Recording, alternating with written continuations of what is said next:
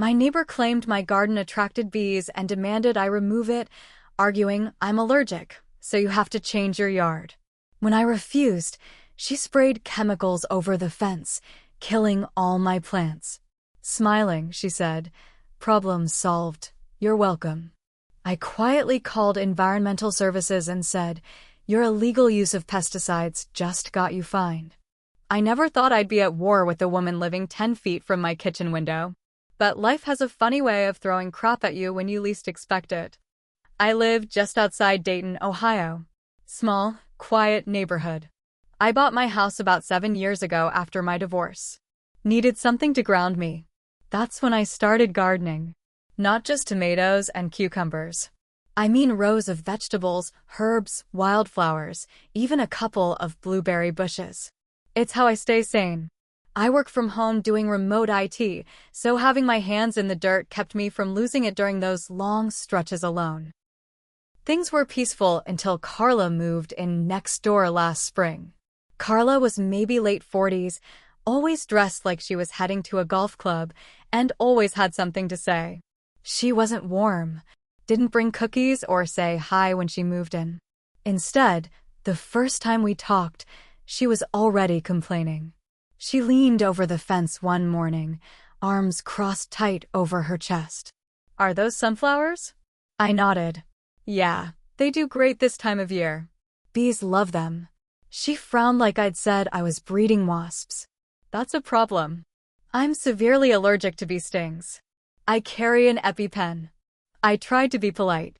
"Sorry to hear that. But the bees don't bother anyone. They're not wasps, they're just pollinators. You need to get rid of the flowers." I laughed, thinking she was joking. She wasn't. "I'm serious," she said. "They're attracting bees to my property. You're putting me in danger." I looked at her, stunned. "They're in my yard, my garden, on my side of the fence. And I'm telling you it's a health risk. Then maybe talk to your doctor or put up a barrier. But I'm not tearing out my garden." She stared at me with this cold, disgusted look. "So you're refusing?" "Yeah, I'm refusing." She didn't say anything else. Just turned around and walked back into her house. I figured that was the end of it. Maybe she'd cool off. Maybe she'd learn to live with it. She didn't. About 2 weeks later, I walked out one morning and the air smelled off. Like cleaner or chemicals. I didn't think much of it at first. But later that day, I noticed my tomatoes looked strange. Leaves curling in, some spots turning black. My cucumbers were drooping even though they were watered just yesterday. The wildflowers? Brown around the edges. I got this sick feeling in my gut. I walked the fence line and saw it, white residue. Just a faint spray along the edge, mostly on my side. I bent down and smelled it. Harsh, bitter. Definitely chemical.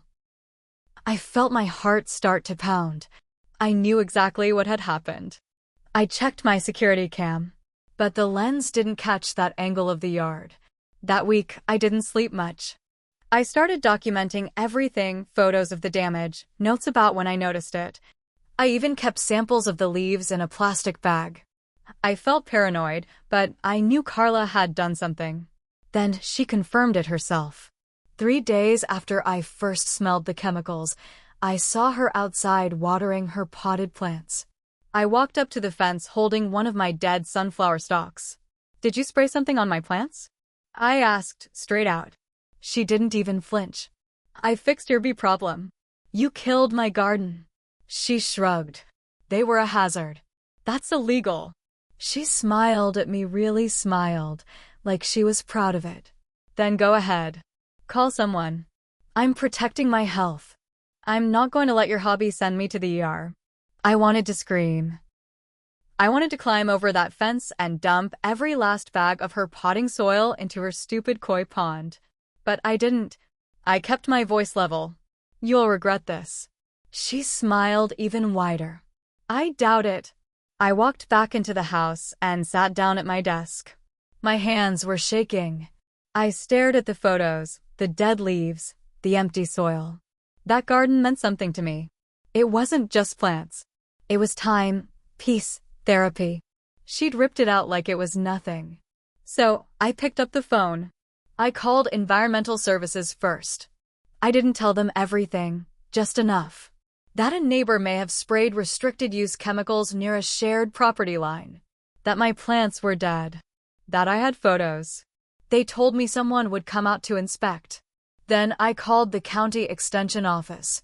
I asked about testing the soil. I needed proof. I drove 30 minutes to pick up a test kit. Took samples from the garden bed closest to her side of the fence. Bagged them up and sent them off. Days crawled by. During that time, Carla acted like nothing happened. She waved at people, chatted with the neighbors on her evening walks, watered her plants with a smug smile. Her yard was all stone paths, trimmed hedges, and potted succulents completely bee-free. And she made sure to wear her damn EpiPen on a lanyard like she was some kind of martyr. Meanwhile, every time I looked at my garden, my stomach twisted. My tomatoes were shriveled to mush. My cucumbers rotted in the soil. My wildflowers, dead sticks. All of it gone. Then the report came back. My soil was contaminated with a high concentration of commercial pesticide, specifically one that's banned for home use in our state without a license. The kind that kills everything. The kind landscapers use only with heavy protection and a permit. It wasn't a bottle off the store shelf. This was serious stuff. I called environmental services again. Told them what I found. They came out within 2 days. 2 men in khakis and polos. They brought their own testing kits, did their own inspection, took photos.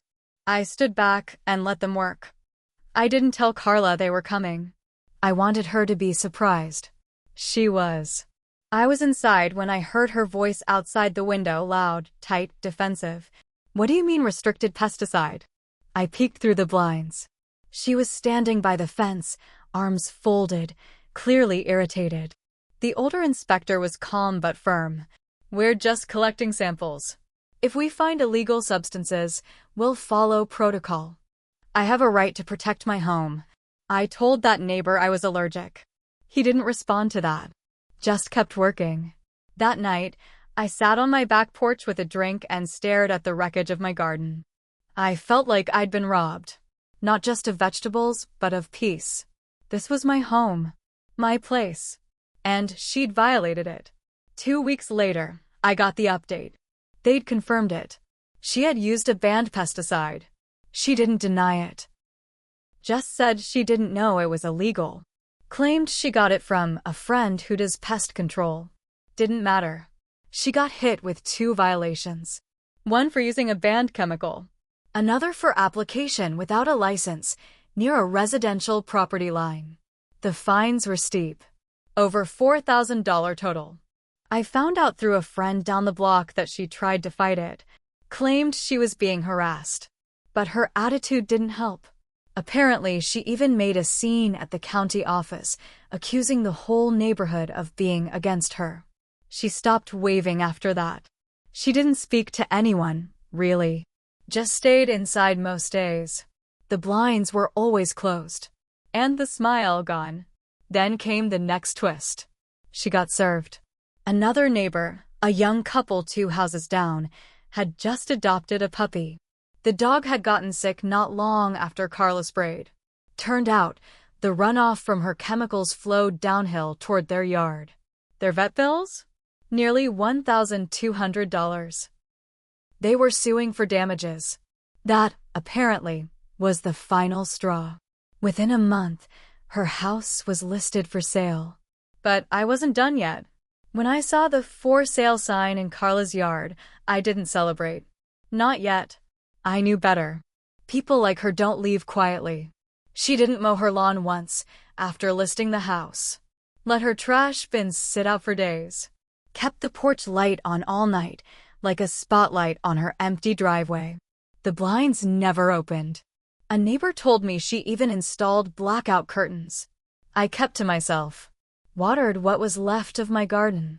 Took notes every time a realtor showed the house. I counted 5 different couples who showed up and left within 10 minutes. I had a feeling she wasn't making it easy. Then one morning, I stepped outside and saw something that made my jaw tighten. There were fresh footprints in the dirt bed. Mine. Deep, muddy, wide. But I hadn't been out that early. I checked my camera footage, nothing. The damn camera had reset during a power surge the night before. No recordings. But I knew it was her. She'd been in my yard. Nothing was broken, but the same bitter chemical smell was back, faint this time. My soil hadn't changed, but I didn't take chances. I collected samples again and called environmental services to report a possible second violation. I didn't even confront her. I wanted everything documented. I wanted a record of it. They came out again. Found minor traces, not enough to press another fine, but enough to warrant a formal warning. They sent her a notice. And that's when things escalated. A week later, a brick was thrown through my back porch window. I was inside when it happened, around midnight. Glass shattered, a loud crack that nearly gave me a heart attack. I ran out with a flashlight, but the yard was empty. The brick had no note, no markings.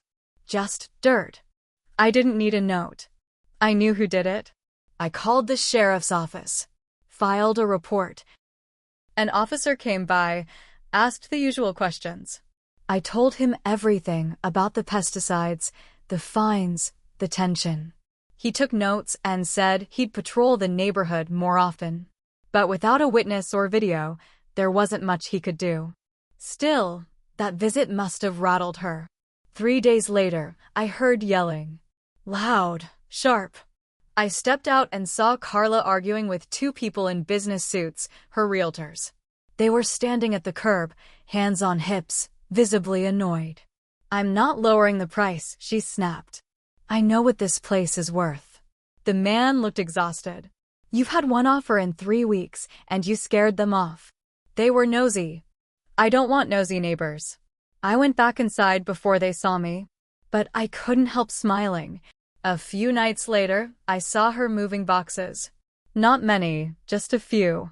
She carried them one by one to a U-Haul van she parked across the street.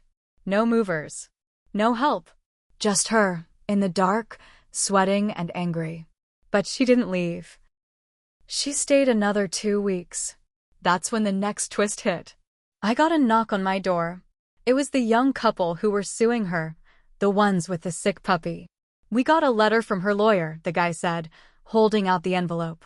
She's countersuing. For what? Defamation. Claims we lied about the chemicals and spread rumors to ruin her property value. I blinked. You've got to be kidding me. She's desperate, his girlfriend added. We think she's trying to scare us into dropping it. Don't. We're not. We already talked to our attorney. The lawsuit didn't hold up. It got tossed by the small claims court judge within a week. But now everyone in the neighborhood knew about her. She'd officially turned every neighbor into an enemy. And she still wasn't leaving. By the end of summer, Carla's yard looked like something out of a ghost story. Overgrown grass. Mildew on the porch. Dead leaves everywhere. Her perfect setup was rotting from the outside in. She hadn't spoken to me in weeks. But I caught glimpses her pacing the house, lights on at 3 a.m., curtains twitching when anyone walked by. I think the pressure finally got to her. Then the final nail came. One evening, I got a call from the environmental services officer who had inspected my yard earlier that summer. He said there was a new anonymous report about her property. I'm calling to ask if you know anything about chemical storage on her side, he said. No, I replied honestly. Why? We found containers, some not properly sealed, in a shed behind her garage. Some were leaking. Turned out, someone had tipped them off. And she'd been hoarding leftover pesticide in a hot wooden shed, just feet from her property line. Not only was that dangerous, it was a serious environmental hazard. She was hit with another fine. But this one wasn't just local. The state EPA got involved. That's when everything collapsed. Within a week, her house was taken off the market. Buyers backed out. The realtors dropped her as a client. I watched as a hazmat crew in full suits roped off part of her yard. They had to dig up soil and haul it away in sealed drums. They even tested the groundwater. The word contamination was printed in red letters on a sign they posted on her fence. The next morning, she was gone. Just like that. No goodbye. No moving truck. No warning. A neighbor told me she left in the middle of the night with just her car and a few bags. Left the rest behind. The house sat empty for months. Property values dipped, and the HOA had to step in to keep the place from becoming a full-blown hazard. And me? I rebuilt. I hauled in new soil. I got raised beds and brought in more bees, butterflies, and color than ever before. I even planted a sign that read pollinator-friendly zone. Just out of pettiness. Every time I saw someone walking by, I'd wave and offer them fresh tomatoes or cucumbers. But I'll admit something now. I made one mistake. During those long nights, I spent collecting evidence. Watching her lie and destroy things I cared about, I lost my peace. I let the hate get under my skin. I let her turn me into someone who smiled at her pain. And part of me liked it. Still, I don't regret what I did. I didn't spray her yard. I didn't throw bricks.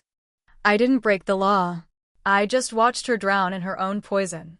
The only thing I ever did was make a few phone calls. And sometimes, that's all it takes.